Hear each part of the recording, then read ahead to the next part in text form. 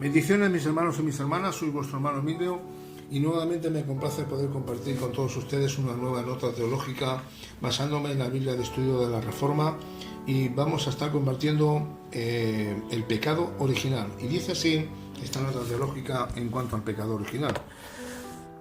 Es frecuente escuchar la afirmación: las personas son esencialmente buenas, aunque se admite que nadie es perfecto. Se minimiza la maldad humana. Sin embargo, si las personas son esencialmente buenas, ¿por qué es tan universal el pecado? Muy buena pregunta. A menudo se sugiere que todos pecamos, porque la sociedad ejerce una influencia negativa en nosotros. El problema se le atribuye al medio ambiente y no a nuestra naturaleza. Esta explicación para la universalidad del pecado hace plantear la pregunta: ¿cómo se corrompió la sociedad en primer lugar? Si las personas nacen buenas o inocentes, es de esperarse al menos que un porcentaje de ellas permanezcan buenas y sin pecado. Deberíamos encontrar sociedades que no son corruptas, donde el ambiente ha sido condicionado por la impecabilidad y no por la pecaminosidad. Sin embargo, aun en las comunidades más orientadas a la justicia que podamos encontrar, aun ellas tienen disposiciones para tratar con la culpa del pecado. Puesto que todos los frutos están corruptos, debemos buscar la raíz del problema en el árbol. Jesús indicó que un árbol bueno no produce frutos malos. La Biblia enseña con claridad que nuestros padres originales, que fueron Adán y Eva, cayeron en pecado. Después, todo ser humano ha nacido con una naturaleza corrupta y pecaminosa. Si la Biblia no enseñara explícitamente esto, lo habríamos deducido racionalmente del simple hecho de la universalidad del pecado. Sin embargo, la caída no es una mera cuestión de deducción racional, es un asunto de revelación divina. Se refiere a lo que llamamos pecado original. No se refiere principalmente al primer pecado o al pecado original que cometieron Adán y Eva. El pecado original describe el resultado del primer pecado. La corrupción de la raza humana se trata de la condición caída en la cual nacemos. Es evidente en la Escritura que la caída ocurrió y fue devastadora. Como llegó a suceder es discutible aún entre los pensadores reformados, y la Confesión de Fe de Westminster explica el evento con sencillez, de manera muy parecida a como lo explica la Escritura. Y dice así, la Confesión de Fe: nuestros primeros padres, siendo seducidos por la sutileza y la tentación de Satanás, pecaron al comer el fruto prohibido. Dios, según su sabio y santo consejo, quiso permitirles este pecado, proponiéndose ordenarlo para su propia gloria. Confesión de Fe de Westminster, capítulo 6, verso 1. Así es como la caída sucedió. Sin embargo, los resultados fueron mucho más allá de Adán y Eva. No solamente afectaron a toda la raza humana, sino que la diezmaron. Somos pecadores en Adán. No podemos preguntar cuándo se hace pecador a una persona, cuando la verdad es que los seres humanos vienen a la existencia en un estado de pecaminosidad. Son vistos por Dios como pecadores debido a su solidaridad de los seres humanos con Adán. La Confesión de Fe de Westminster vuelve a expresar de forma elegante los resultados de la caída, en particular en relación con los seres humanos. Y dice así en la Confesión de Fe: por este pecado cayeron de su rectitud original y de su comunión con Dios, y de esta manera quedaron muertos en el pecado y totalmente contaminados en todas las partes, facultades del alma y del cuerpo, siendo ellos la raíz de toda la humanidad. La culpa de este pecado fue imputada y la misma muerte en el pecado y la naturaleza corrompida fueron transmitidas a toda la posteridad que desciende de ellos por generación ordinaria.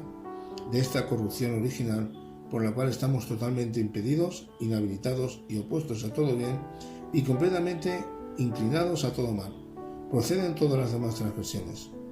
Esto está escrito en Confesión de Fe de Westminster, capítulo 6, del verso 2 al 4. La última declaración es crucial. No somos pecadores porque pecamos, más bien pecamos porque somos pecadores. Por ello David expresó con aflicción: he aquí, yo nací en iniquidad, en maldad, y en pecado me concibió mi madre, como dice en el Salmo capítulo 51, versículo 5. Amén. Creo que está bastante claro. Y bueno, así como dice la Escritura, ¿verdad? En Romanos capítulo 3 y versículo 10, que dice: no hay justo ni aún uno siquiera. No hay justo en toda la tierra. Dice Romanos capítulo 3 también, un poquito más hacia abajo, en el verso 23, dice: por cuanto todos pecaron, están destituidos de la gloria de Dios. Y si usted va al capítulo 6 y verso 23, dice que la paga del pecado es muerte, mas la vida de Dios es vida eterna en Cristo Jesús, ¿verdad? Así como dice la Escritura en 1 Corintios capítulo 15, versículo 22, porque así como en Adán todos mueren, en el primer Adán, también en Cristo, el postrer Adán, todos serán vivificados, ¿verdad? Por eso dice también la Escritura, 1 de Juan, capítulo 2, verso 1, hijitos míos, estas cosas os escribo para que no pequéis. Y si alguno hubiere pecado, pues abogado tenemos para con el Padre, a Jesucristo el justo. Amén. Él es nuestro abogado, nuestro paracletos, el cual nos defiende, ¿verdad? Y bueno, la verdad es que el tema del pecado es bastante conflictivo, ¿verdad? El pecado ha hecho un desastre a nivel mundial. Y lo primero que tenemos que entender, ¿qué es pecado? A ver, ¿qué es pecado? Porque claro, la palabra pecado, muchos dicen, ¿no? Pecado, preguntan a una persona del mundo, ¿no? Y dice, ¿pecado? ¿Y eso qué es? El pecado no existe. Eso no existe. Bueno, pues pecado, en lo que se reconoce en el griego como amartia. De ahí sale la doctrina del pecado, ¿no? Armateología. Y su significado más literal en cuanto al pecado en el castellano sería errar el blanco. O sea, eso es como decir que un arquero tiene un arco con una flecha y cuando lanza su flecha tiene que dar en el centro de la diana. Y dar en el centro de la diana, eso sería tirar dar, vamos, el premio, ¿no? Como se dice, máxima puntuación, ¿verdad? Bien, cuando este arquero falla y su flecha no da en el centro de la diana, ¿verdad? Digamos que está errando. Bueno, por la vida del cristiano es algo muy similar. Cuando decimos de errar el blanco, significa que cuando nuestras vidas están pecando, ¿verdad? Y hacemos una práctica de pecado o pecamos, digamos que estamos errando el blanco. Nuestras vidas deberían de ser guiadas en el centro de esa diana, y eso simboliza, ¿verdad? El centro de nuestras vidas es Cristo. Entonces nuestras vidas deberían de darle la gloria y la honra al Señor. Tenemos que ser cristocéntricos, Cristo en el centro de nuestros corazones, de nuestras vidas, ¿verdad? Siempre honrando, adorando y alabando al Señor en toda nuestra manera. Nuestro estándar de vida, nuestro estilo de vida tiene que ser para la gloria de nuestro Dios. Pero claro, ahí está el dilema. No somos perfectos. Estamos en un camino de perfección, ¿verdad? Y la vieja naturaleza, pues por desgracia nos ha ido de nosotros, está en nosotros. Y por eso no es lo mismo tener una práctica de pecado que pecar. Aquí hay un texto que dice así, vamos a ver si lo encuentro. Vamos a ver, dice 1 Juan 3:9, vamos a ir directamente al versículo, pero yo voy a leer el verso 8, ¿no? Dice en 1 Juan capítulo 3, verso 8, dice: el que practica el pecado es del diablo, porque el diablo peca desde el principio, y para esto apareció el Hijo de Dios. ¿Para qué? Para deshacer las obras ¿de quién? Del diablo. O sea, la práctica del pecado es muy simple. ¿Qué diferencia hay entre práctica de pecado y pecar? Bien, como dice aquí, el que practica el pecado es del diablo. O sea, vamos a poner un ejemplo. Yo creo que es muy simple, muy sencillo, y creo que ustedes me van a entender. Si yo antes de conocer al Señor, antes de venir al conocimiento de Dios, ¿verdad? Antes de yo nacer de nuevo, si yo antes era un ladrón compulsivo que robaba a escala mayor, a escala pequeña, era un ladrón. Es igual que sea algo grande, algo pequeño. Robar es robar. Bueno, pues está claro que si yo, ahora que supuestamente yo profeso mi fe, que digo que soy cristiano, un hijo de Dios que nació de nuevo, que en mí está la nueva naturaleza del Espíritu Santo, ¿verdad? Y me ha hecho despojarme el Señor de mi vieja persona, yo debo de entender a la luz de la palabra que yo no puedo seguir otra vez de nuevo robando. O sea, si yo sigo robando, eso significa que en mí no ha habido un verdadero y un genuino arrepentimiento, un cambio de mentalidad que me lleve verdaderamente a dar ese giro de 180 grados, ¿verdad? Si yo sigo robando, bueno, ¿en qué fruto, qué evidencia doy yo que digo ser cristiano y que nació de nuevo? Pero si yo dejo de robar y yo ahora con mi vida, yo en vez de quitar a otras personas, al contrario, yo lo que tengo dentro de mis capacidades y de mis recursos, yo lo que hago es que doy y bendigo a las personas, pues gloria a Dios, eso es una evidencia que realmente he nacido de nuevo. Ahora, eso no quiere decir que aunque yo deje de robar, no quiere decir que yo no pueda pecar, porque no somos perfectos. Repito por segunda vez, el único perfecto es Dios. Pablo decía en una de sus cartas que escribía, y él ponía el ejemplo de todos los atletas, ¿verdad? Quizás acordándose de los atletas griegos en las Olimpiadas, que todos corrían con una finalidad en la carrera. Todos se preparaban, todos estaban hasta que llegaba el día de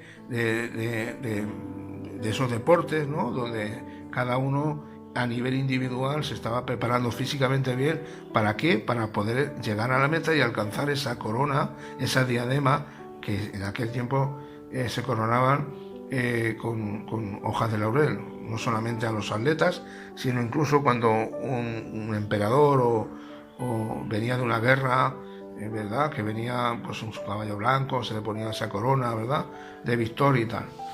Vale, pero no, Pablo decía que nosotros corremos, sí, pero no para conseguir una corona incorruptible, sino para conseguir una corona, Stéfanos, en el griego, es la corona que llevan los reyes, una corona de gloria, que es la que el Señor nos dará cuando estemos ante su presencia, ¿verdad?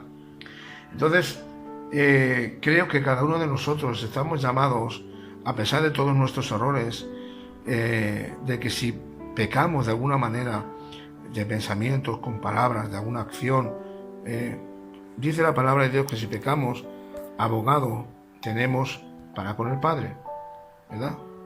A Jesucristo. Dice, hijitos míos, estas cosas os escribo para que no pequéis. 1 Juan 2:1. Y si alguno hubiera pecado, pues abogado, paracletos en el griego, tenemos para con el Padre, Jesucristo el justo. Él es nuestro abogado, el que nos defiende, ¿verdad? Y Él intercede al Padre. Entonces, qué importante es conocer un poquito, ¿no?, sobre el tema del pecado, ¿verdad? Que, bueno, es verdad que el pecado afectó al primer padre Adán, pero como dice la Escritura, ¿verdad? En él, ¿verdad?, tenemos la vida eterna, y en él, pues, seremos vivificados, como dice aquí en Corintios, ¿no? Como dice aquí, porque así como en Adán, 1 Corintios 15, todos mueren, en el primer Adán, por causa del pecado, también en Cristo, que es el postrer Adán, todos serán vivificados, todos serán resucitados. Amén. Entonces, dejarles con esta nota teológica, decirles que la Iglesia, nosotros, no hemos sido llamados para vivir una vida de práctica de pecado. Que el pecado está ahí, que aunque seamos, no pecamos, como dice aquí, ¿no? Dice, no somos pecadores, no somos pecadores porque pecamos, sino que somos pecadores porque, más bien pecamos porque somos pecadores. Exactamente. Pero que esto no nos lleve a tener vidas inúfogas, vidas que nos lleven de algún modo pues que estemos desconectados o seamos pasivos. No, el cristiano debemos llevar vidas tenemos que ser diligentes en toda nuestra manera de vivir, diligentes en todas las maneras de pensar, viviendo en santidad, viviendo en darle la gloria a nuestro Dios, ¿verdad? Ser diligentes en nuestra manera de vivir a la hora de buscar de Dios, de estudio de la palabra devocional, de nuestro tiempo devocional de oración, ¿verdad? De estar congregados con nuestros hermanos, de poder darle gloria, honra al Señor en todo momento, en circunstancia y lugar, y que nuestra fe no decaiga. Amén. Ahí está el pecado, claro que sí, y hasta que no estemos ante su presencia, la vieja naturaleza quedará siempre resurgir en nosotros y quedará que volvamos a los principios de los caminos antes de conocer al Señor. Por eso, qué importante es, mi hermano, que el Espíritu Santo en nosotros no esté ni contristado ni apagado. Necesitamos que el Espíritu Santo siempre esté avivado, y es por medio de los medios de gracia que Dios ha extendido a su iglesia, por medio de la oración, por medio del estudio exhaustivo de la palabra, por medio de congregarte con tus hermanos, con tus hermanas, escuchar palabra de Dios, ¿verdad? Todas esas cosas es lo que nos llevará, ¿verdad?, pues a un crecimiento y una madurez espiritual, y no permitir que la vieja naturaleza resurja de nuevo y empecemos con las viejas prácticas pecaminosas, ¿verdad? ¿Podemos pecar? Sí, pero para eso está el Espíritu Santo en nosotros, que nos alerta y nos dice: ¿sabes que lo que has hecho está mal? ¿Sabes que lo que has hecho no está bien? Así que póstrate delante del Señor, pide perdón. Y ahí estamos, hermanos. Cuando pecamos, sabemos que hemos ofendido a la santidad de Dios, y el mismo Señor nos lleva a pedirle perdón y a pedir al Señor fuerzas a no volver a hacer ese mismo pecado, ¿no? O que el Señor tenga misericordia de nosotros. Pues nada, Dios les bendiga mucho, espero que sea de bendición, y les dejo en esta nota teológica del pecado original.